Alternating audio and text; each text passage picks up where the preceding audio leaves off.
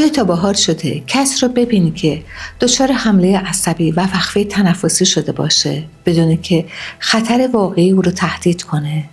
پان: به چیستاکست خوش آمدید. درود بر شما همراهان همیشگی.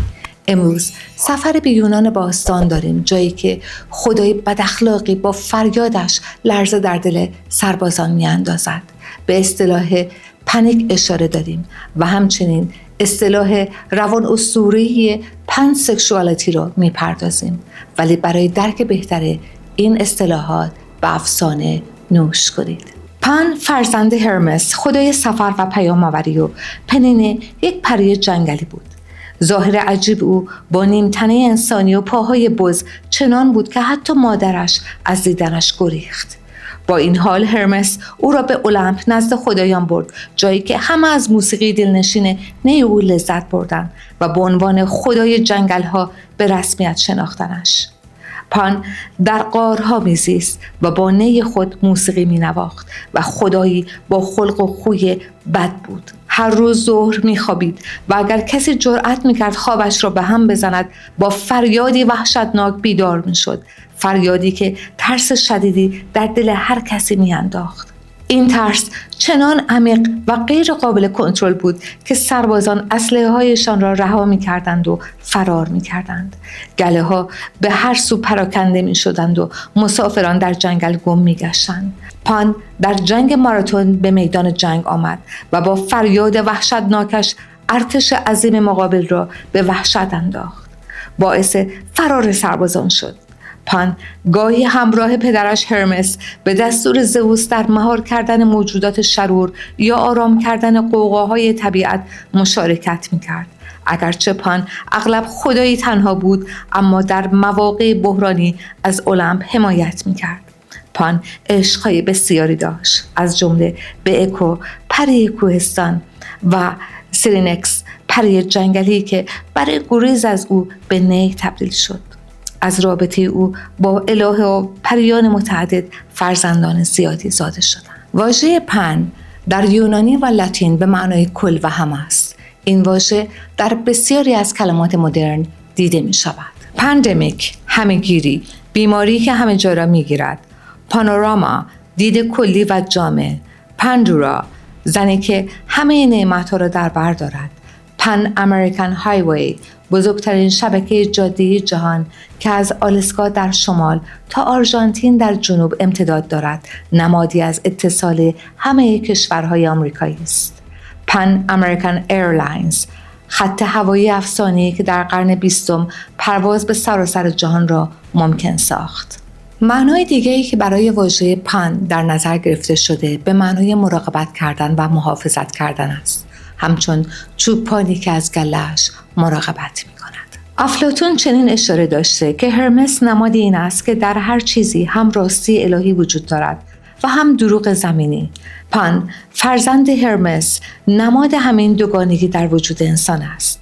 نیمه انسان متمدن، نیمه حیوان وحشی. او نماد غرایز خام طبیعت در وجود ماست که گاهی بیدار می‌شود و ما را از خودمان می‌ترساند. در روانشناسی و پزشکی مدرن، اختلال پانیک دقیقاً همان فریاد خدای جنگل است، اما این بار در درون وجود خودمان. حمله پانیک یک دوره نسبتاً کوتاه روی می‌دهد، بین 10 تا 30 دقیقه، که وحشت شدید را در فرد ایجاد می‌کند به صورت ناگهانی، بدون اینکه هیچ خطر بالقوه‌ای و قطعی وجود داشته باشد.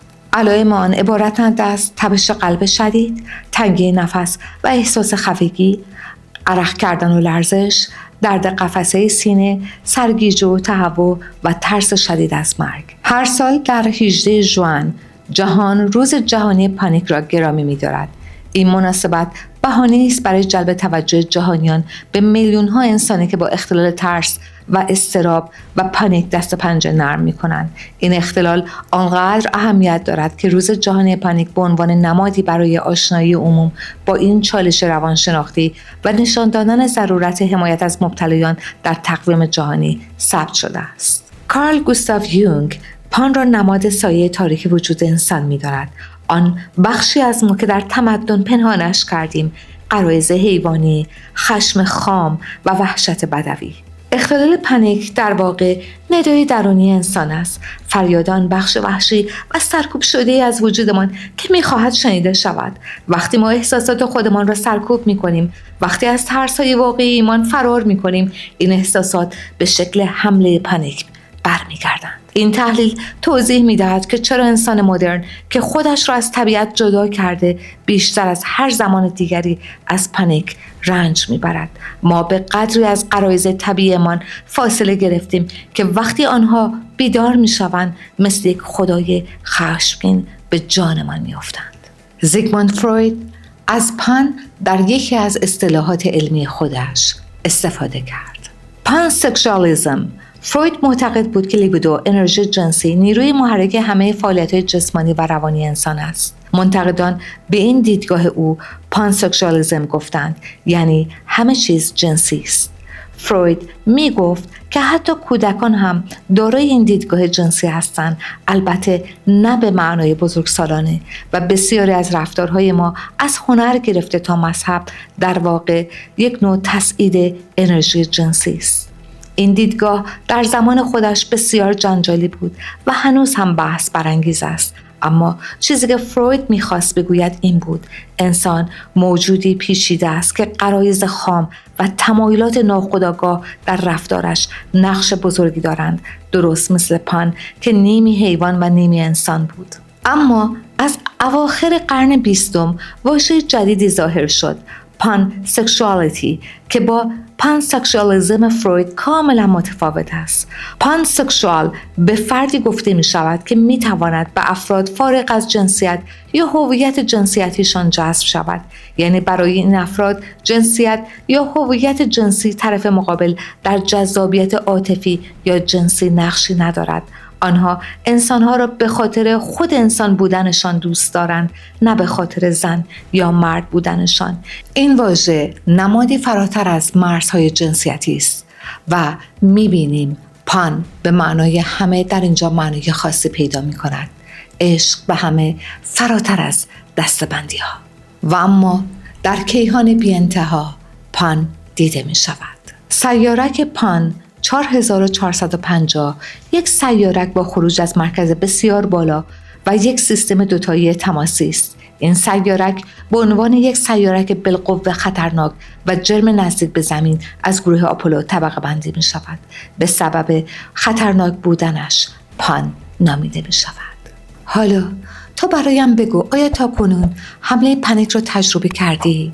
از تجربت برایم بنویس و این ویدیو رو برای دوستانت ارسال کن.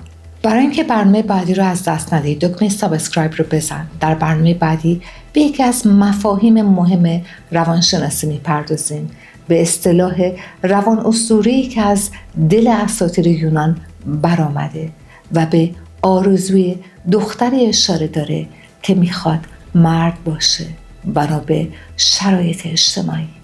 تا درودی دیگر، بدرود.